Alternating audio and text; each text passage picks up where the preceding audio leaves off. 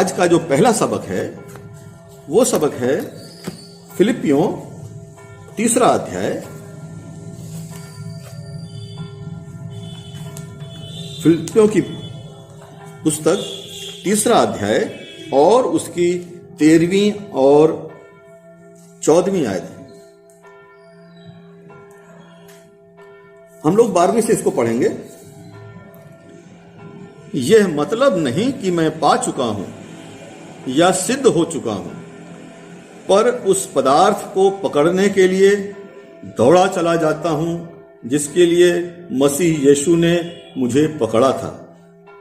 हे भाइयों, मेरी भावना यह नहीं कि मैं पकड़ चुका हूं, परंतु केवल यह एक काम करता हूं कि जो बातें पीछे रह गई हैं उनको भूलकर आगे की बातों की ओर बढ़ता हुआ निशाने की ओर दौड़ा चला जाता हूं, ताकि वह इनाम पाऊं जिसके लिए परमेश्वर ने मुझे मसीह यीशु में ऊपर बुलाया है।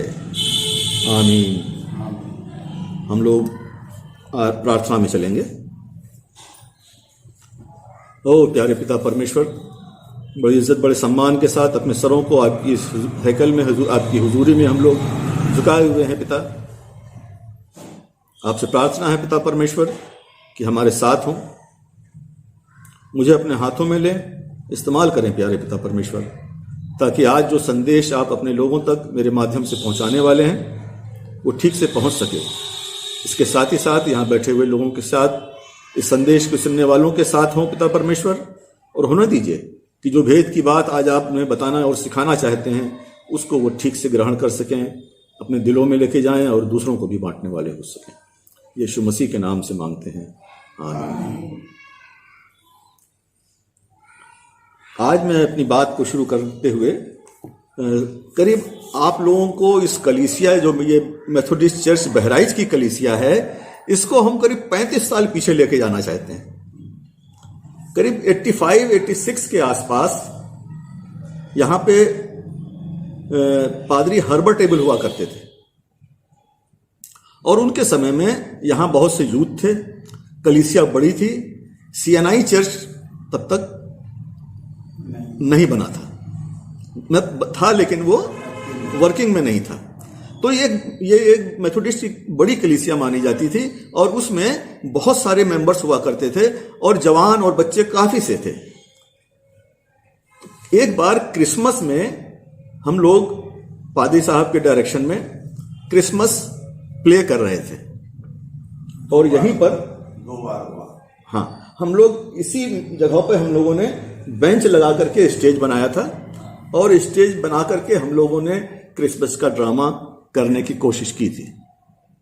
उस क्रिसमस ड्रामा में कोई यूसुफ बना था, कोई मरियम बना था, कोई गरड़िया बना था, कोई फरिश्ता बना था, और कोई भेड़ बकरियां बना हुआ था, भेड़े बना हुआ था, और ये ड्रामा हो रहा था।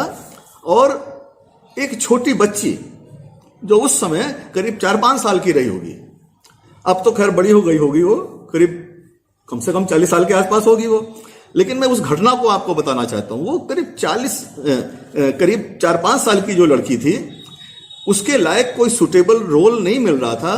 तो पादरी साहब ने कहा कि चूंकि ये ठीक से अभी बोल नहीं पा रही है, इसके एक्सप्रेशन अच्छे नहीं है, तो इसको हम लोग भेड़ बना देंगे। और भेड़ बनाने की बात हो गई, लेकिन वो तैयार नहीं थी कि मैं भेड़ नहीं बनूंगी। यहां पर जब गरड़ियों का सीन आया और वो लड़की भी वहां पे थी, पादरी साहब ने उसको कहा कि नहीं, तुमको घुटने के बल चलना है। जब वो घुटने के बल हुई तो उन्होंने उसके ऊपर एक ठो शॉल या एक ठो कंबल उड़ा दिया, और उसको उड़ाने के बाद हुआ यूं कि वो लड़की उठ करके भागी, कहती मैं भेड़ नहीं बनूंगी, मैं भेड़ नहीं बनूंगी। और सभी लोग जो यहां बैठे हुए थे वो सब हंसने लगे। ये एक घटना थी जो मुझे आज भी याद है।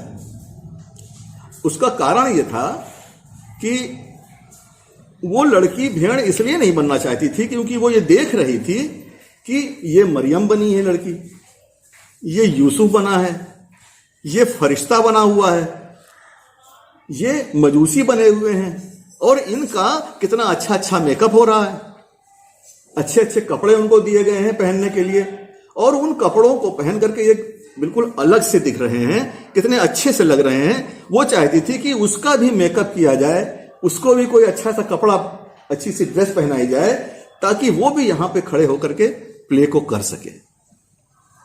लेकिन चूंकि उसके बारे में कुछ ऐसा हुआ कि उसको भेड़ ही बनाना था, इसलिए वो तैयार नहीं थी।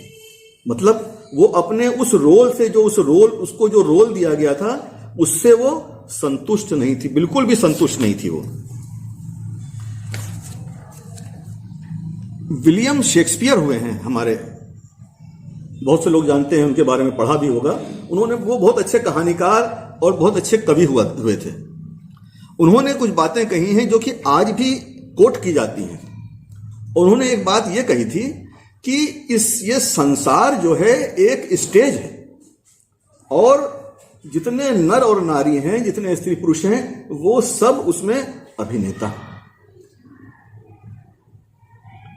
वो लड़की जो भेड़ नहीं बनना चाहती थी क्रिसमस ड्रामे में, वो संतुष्ट नहीं थी अपने रोल से। आज हम लोग जो इस संसार रूपी स्टेज के ऊपर काम कर रहे हैं, यहां पे हम लोग अपना रोल कर रहे हैं। हम लोग भी उस लड़की की तरह भेड़ बनने को तैयार नहीं हैं, या यूं कह लें, हम लोग भी आज हमको जो रोल मिला है उसको हम पसंद नहीं करते। हमें नहीं पसंद है कि हमको ये रोल मिला है, इसको हम करें। क्यों? क्योंकि हमको भी ये लगता है कि वो बच्चे जो मरियम बने हैं, या जो जिब्राइल फरिश्ता बना हुआ है, कितना अच्छा सुंदर लग रहा है, कितना अच्छा लग रहा है, उसकी रोल कितना अच्छा है। आज हम लोग क्या करते हैं? आज हमको भी यही लगता है कि फलाने का तो कितना अच्छा जीवन बीत रहा है, कितने अच्छे ढंग से उसकी जिंदगी चल रही है। और हम लोग भी ये चीज देख करके, दूसरों से प्रभावित होकर के, हम लोग भी क्या होते हैं, अपने उस रोल को जो हमको इस संसार में परमेश्वर ने दिया है, उस रोल से संतुष्ट नहीं होते, और हम चाहते हैं कि हमारा रोल उसके जैसा हो जाए। जो अमीर हैं वो और अमीर होना चाहते हैं, जो गरीब हैं वो अपने रोल से, जीवन से कतई संतुष्ट नहीं। वो सोचते हैं कि देखो वो कितने अच्छे से है, उसके पास गाड़ी, धन, दौलत, रुपया, मकान, क्या नहीं है उसके पास। और जीवन में जो उनको रोल मिला हुआ है, जीवन में जिस मार्ग पे उनको चलना है, जो परमेश्वर ने उनके लिए निर्धारित किया है, उस रोल से संतुष्ट नहीं है। और वो अपने रोल को छोड़ करके वो दूसरे के रोल को देखते हैं और उसके जैसा होना चाहते हैं, उसकी तरह से बनना चाहते हैं, और उसकी तरह से आगे जीवन में बढ़ना चाहते हैं, चलना चाहते हैं। वो दौड़ना चाहते हैं, उनकी तरह दौड़ना चाहते हैं, लेकिन अपने ट्रैक को छोड़ करके दूसरे के ट्रैक में जाना चाहते हैं।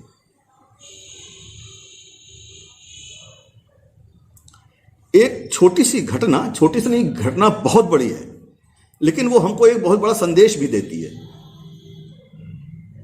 हम लोग जो असंतुष्ट हैं, अपने जीवन से असंतुष्ट हैं, इस संसार में बहुत कम लोग ऐसे होंगे, बहुत ही मतलब गिने चुने लोग ऐसे होंगे जो संतुष्ट रहे अपने जीवन से, और जो संतुष्ट रहे उन्होंने उद्धार को भी पाया। लोग संतुष्ट नहीं हैं अपने जीवन से, ऐसा हम लोग देखते हैं। जो गरीब आदमी है वो परेशान है दूसरे अमीर को देख करके, दिन भर कड़ी मेहनत करता है और शाम को थक हार करके सो जाता है। जो अमीर आदमी है, जिसके पास रुपया, पैसा, धन दौलत सब कुछ है, लेकिन वो क्या है, वो उस गरीब आदमी की तरह नींद नहीं ले पाता, वो सो नहीं पाता। न तो अमीर संतुष्ट है अपनी लाइफ से, और न गरीब संतुष्ट है अपनी लाइफ से। हर कोई अपने ट्रैक को छोड़ करके दूसरे को, जो उसको लगता है कि हमसे बेहतर है, उसकी ओर देखता है, और उसकी तरह से जो उसके लिए निर्धारित रास्ता है उस पर चलना चाहता है। एक घटना हुई है, मैं आपको उसके बारे में बताना चाहता हूं। वो घटना है, एशियन गेम्स हो रहा था। ये शायद 1981 के आसपास की बात है। 1981 में एशियन गेम्स हो रहा था, और उसमें शाइनी अब्राहम नाम की एक जो रेसर थी, वो इंडिया का प्रतिनिधित्व कर रही थी 800 मीटर रेस में। जब वो रेस शुरू हुई, सबने दौड़ना शुरू किया, उस लड़की शाइनी अब्राहम ने भी दौड़ना शुरू किया, और जब सबसे पहले उसने उस लाइन को क्रॉस किया जो जहां तक पहुंचने के बाद विजेता घोषित किए जाते हैं, तो लोग और इंडिया के लोग इतने कदर खुश थे कि इसका कोई जवाब नहीं है कि इंडिया को पहला गोल्ड मेडल एशियन में रेस में मिलने वाला है। लेकिन जब रिजल्ट अनाउंस हुए तो शाइनी अब्राहम को डिस्क्वालीफाई कर दिया गया। उसके डिस्क्वालीफाई करने की वजह यह बताई गई थी 200 मीटर तक उसको अपना ट्रैक नहीं बदलना था। 800 मीटर में शायद 4 चक्कर लगते हैं, अगर 200 मीटर का एक सर्किल होगा तो, या 400 मीटर का एक सर्किल रहा होगा, जो भी है, उसको 200 मीटर तक अपना ट्रैक नहीं बदलना था और उसने अपना ट्रैक बदल दिया। इतने सालों तक उसने कड़ी मेहनत की थी, अपनी जिंदगी के बेहतरीन समय को उसने तपस्या में लगाया था, लेकिन उस चीज को उसे ध्यान नहीं रहा कि हमें अपने ट्रैक को नहीं बदलना है, और उससे जाने या अनजाने में, ये तो कोई डिस्क्लोज नहीं हो सका, जाने या अनजाने में उससे ट्रैक उसका बदल गया। आज हमें भी इस संसार में जो हम लोग रह रहे हैं, इससे यह सीखना है कि जो रास्ता परमेश्वर ने हमारे लिए निर्धारित किया है, उस रास्ते पे हमको बढ़ते चलते चले जाना है। हमें अपना ट्रैक नहीं बदलना। अगर हम आज देखते हैं कि फलाना कितना खुश है, कितना संपन्न है, कितना तरक्की करता चला जा रहा है, इच्छा होनी चाहिए कि हम भी आगे बढ़ें, हम भी तरक्की करें, लेकिन इन बातों के बावजूद हमको अपना ट्रैक नहीं बदलना है। हमारे मन में यह अभिलाषा होनी चाहिए, यह भावना होनी चाहिए कि हम भी तरक्की करें, लेकिन उस तरक्की को करने के लिए हमें अपना रास्ता नहीं बदल देना। हमको अपना वो जीवन जो परमेश्वर ने दिया है, उस जीवन के रास्ते को नहीं छोड़ना है। हम लोग पढ़ सकते हैं पहला याकूब उसकी 14 और 15वीं आयत को देखिए। इसमें बड़ी एक भेद की बात और बहुत अच्छी बात लिखी हुई है।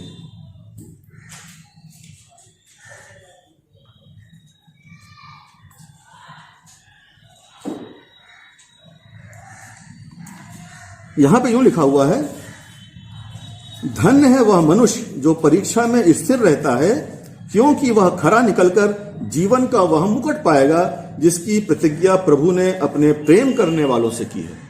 हम लोग जो इस संसार में हैं, अपने जीवन जो हमारा जो जीवन का रास्ता है, हम उस पर चल रहे हैं, और उस जीवन के रास्ते में तमाम तरह की परेशानियां, परीक्षाएं आती हैं, और ये परीक्षाएं ही हैं जो हमको अपना ट्रैक बदलने के लिए प्रेरित करती हैं। लेकिन जो परीक्षा में स्थिर रहता है, दूसरे के देख करके अपने मन में जो ये लालसा या भावना पैदा होती है कि हम भी इसकी तरह से होते तो कितना अच्छा होता, और उसके यही परीक्षा है। और इसके लिए कहते हैं, धन्य है वह मनुष्य जो परीक्षा में स्थिर रहता है, क्योंकि वह खरा निकलकर जीवन का वह मुकुट पाएगा जिसकी प्रतिज्ञा प्रभु ने अपने प्रेम करने वालों से की है। जब किसी की परीक्षा हो तो वह यह न कहे कि ये परीक्षा मेरी परमेश्वर की ओर से होती है, क्योंकि ना तो बुरी बातों से परमेश्वर की परीक्षा हो सकती है और ना वह किसी की परीक्षा आप करता है। सबसे इंपॉर्टेंट बात आगे लिखी हुई है, परंतु प्रत्येक व्यक्ति अपनी ही अभिलाषा से खिंचकर और फंसकर परीक्षा में पड़ता है। हम लोग जो दूसरे की जिंदगी को देखते हैं कि कितनी अच्छी जिंदगी जी रहा है, उसकी जिंदगी को देख करके हम लोग अभिलाषा में आते हैं, और वो बातें हमको अपने रास्ते से भटकाती हैं, जिसके लिए लिखा हुआ है, प्रत्येक व्यक्ति अपनी अभिलाषा में फंसकर और खींचकर परीक्षा में पड़ता है।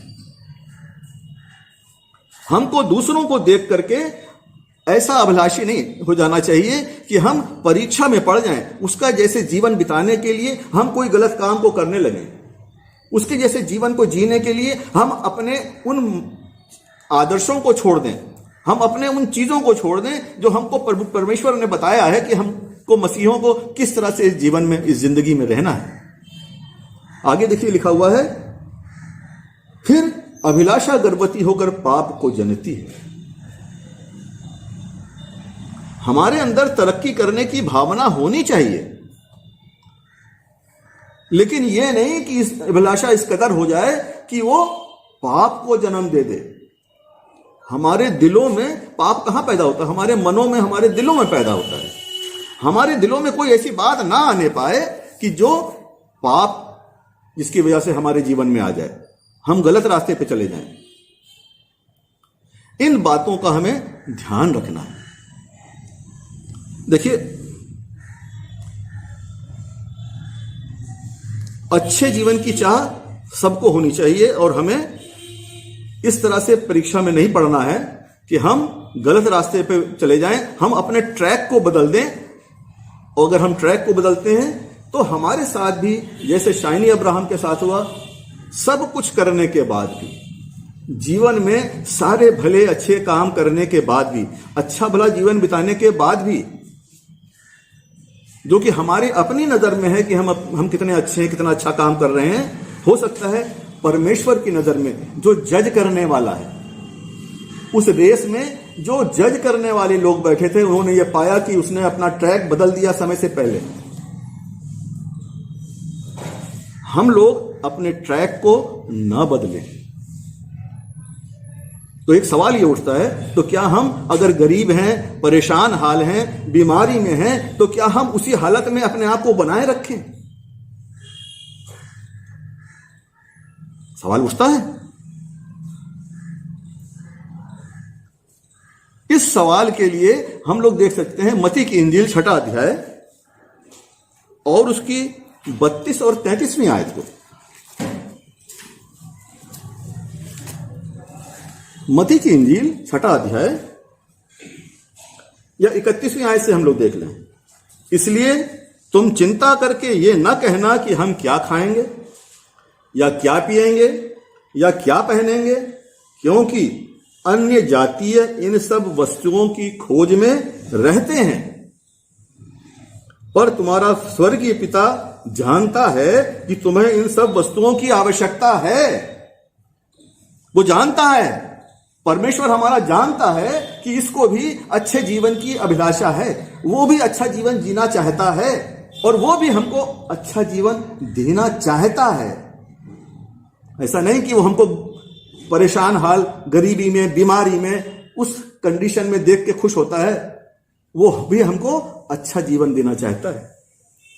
आगे देखिए इसमें क्या लिखा हुआ है, इसलिए पहले तुम परमेश्वर के राज और उसके धर्म की खोज करो, तो ये चीजें, ये वस्तुएं भी तुम्हें मिल जाएंगी। 200 मीटर के पहले शाइनी अब्राहम ने अपना रास्ता, अपना ट्रैक बदल दिया था। हम लोग अपने उस जीवन में, उस जो हमारा ट्रैक है, उस ट्रैक में जब परमेश्वर का समय आएगा तो वो हमको ये चीजें देगा। हमको परमेश्वर के राज की खोज में, परमेश्वर के जो उसने ये बताया है, धर्म की खोज में रहो। धर्म की खोज में हमको चलते रहना है। जब समय आएगा तो परमेश्वर हमको आशीषित करेगा, हमारी टाइमिंग के हिसाब से नहीं, उसकी अपनी टाइमिंग है, वो अपनी टाइमिंग के हिसाब से हमको आशीषित करेगा।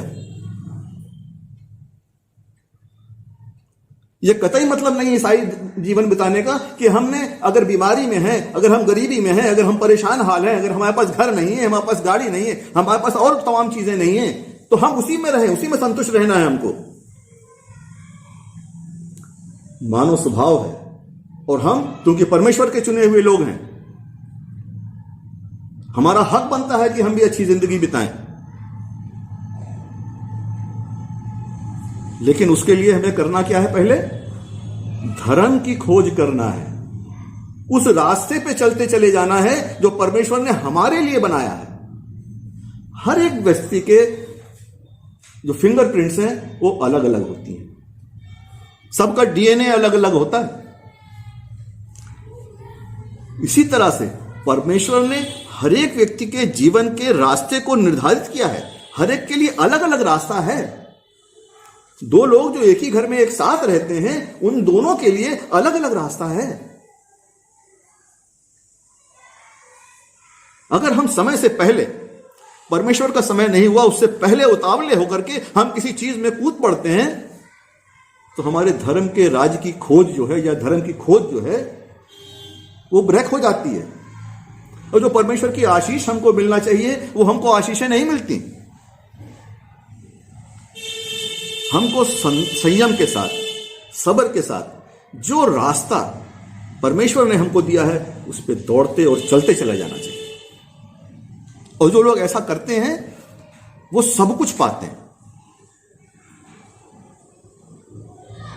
इसीलिए पौलुस ने जब रोमियो की कलीसिया को जो है चिट्ठी लिखी, तो रोमियो 5 उसकी 3 और 4 आयत जो है बहुत ही हमको इनकरेजिंग मिलती है, बहुत इनकरेज करती है।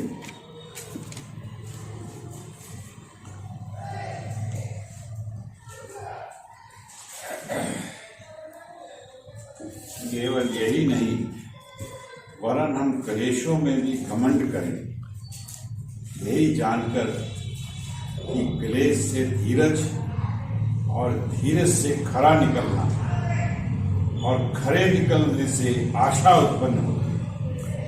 यही बात। और आशा से लज्जा नहीं होती, क्योंकि पवित्र आत्मा जो हमें दिया गया है, उसके द्वारा परमेश्वर का प्रेम हमारे मन में डाला है। रोमियो की पुस्तक 5वां अध्याय और उसकी 3 और 4 आयत पे हम लोग गौर करें। केवल यही नहीं, वरन हम क्लेशों में भी घमंड करें। हमारे जीवन में जब समय आएगा तो परमेश्वर की आशीष हमको मिलेगी। जो धर्म के रास्ते पे हम चल रहे हैं, उस धर्म के रास्ते पे चलते हुए हमारा समय आने पर हमको आशीष मिलेगी। अगर क्लेश है, परेशानी है, संकट है, तो उस परेशानी, उस क्लेश, उस संकट में भी हमको क्या करना है? धीरज धरना है। अगर हम उस समस्या, परेशानी, उस जिंदगी में परेशान होकर के उस जिंदगी को छोड़ करके भागना चाहते हैं, तो परेशानी और बढ़ती चली जाएगी।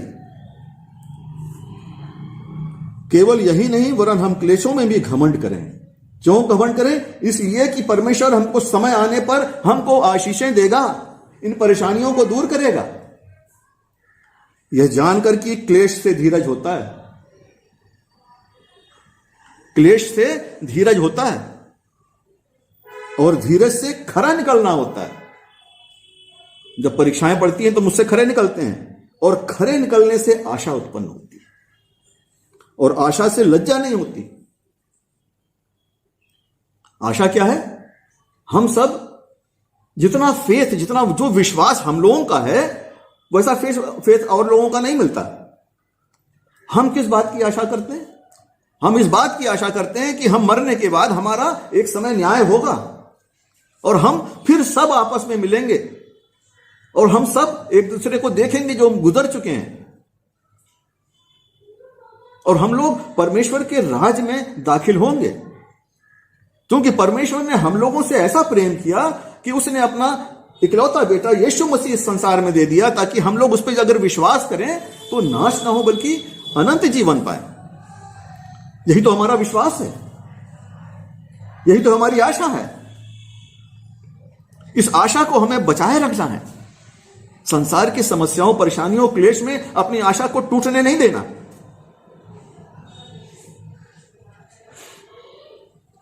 पौलुस जो है एक जगह और क्या, जो आज हम लोगों ने अभी आज का जो हमने अपना विषय पढ़ा था, फिलिपियों,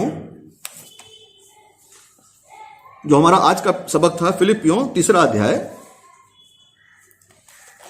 और उसकी 12वीं आयत से हम देखेंगे फिर से अब एक बार।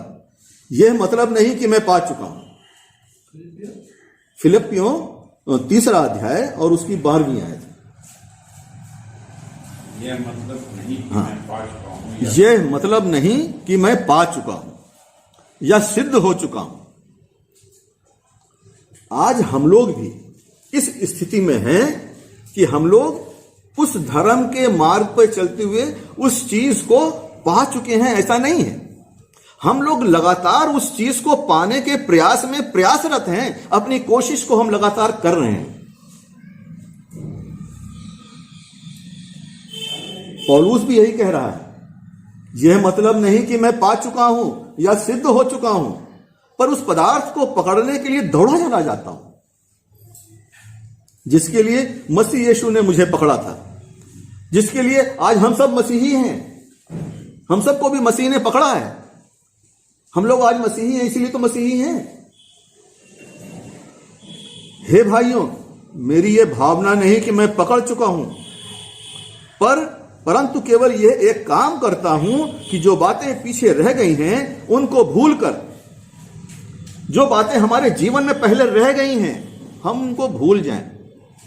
अब तक हम परमेश्वर के मार्ग पर सीधे नहीं चलते रहे। जिस मार्ग पे वो चलाना चाहता था हम उस पर चलते नहीं रहे, इधर से उधर भटकते रहे, अपना ट्रैक छोड़ करके दूसरे के ट्रैक में कूदते रहे, उससे तीसरे ट्रैक में कूदते रहे, चौथे ट्रैक में कूदते रहे। हम लोग अपना जगह बदलते रहे, लगातार बदलते रहे। उन सब बातों को अब हम भूल जाएं, छोड़ दें उन बातों को हम, और छोड़ करके क्या करें? आगे की बातों की ओर बढ़ते चले जाएं। अपना जो निर्धारित हमारा रास्ता परमेश्वर ने निर्धारित किया है, उस रास्ते पर हम आगे बढ़ते चले जाएं। और आगे पौलुस यूं कहता है, निशाने की ओर दौड़ता चला जाता हूं ताकि वह इनाम पाऊं जिसके लिए परमेश्वर ने मुझे मसीह यीशु में ऊपर बुलाया है। हम लोग भी पौलुस की तरह सिद्ध नहीं हुए हैं अभी तक। हमें भी उस रास्ते के ऊपर दौड़ते चलते चले जाना है जिसको कि परमेश्वर ने हमारे लिए बनाया है। अपने उस ट्रैक पर चलते चले जाना है, अपने ट्रैक को बदलने की कोशिश नहीं करना। जीवन में परेशानियां आएंगी, ऐसा नहीं कि हमेशा परेशानी ही परेशानी रहती है। परेशानियां आती हैं तो अच्छे दिन भी आते हैं, लेकिन हमको अच्छे दिन नहीं दिखाई देते। परमेश्वर की हुई भलाइयां हम भूल जाते हैं, परमेश्वर की ब्लेसिंग्स हमको याद नहीं रहती, लेकिन परेशानियां ठीक से याद रहती हैं, सालों साल याद रहती हैं। हमको इन सब चीजों को भूल जाना है, छोड़ देना है, और हमको आगे लगातार बढ़ते चले जाना है। एक जगह से मैं आपको और बाइबल की बात को दिखाना चाहता हूं जो कि हम लोगों के लिए बहुत इनकरेजिंग हो सकती है।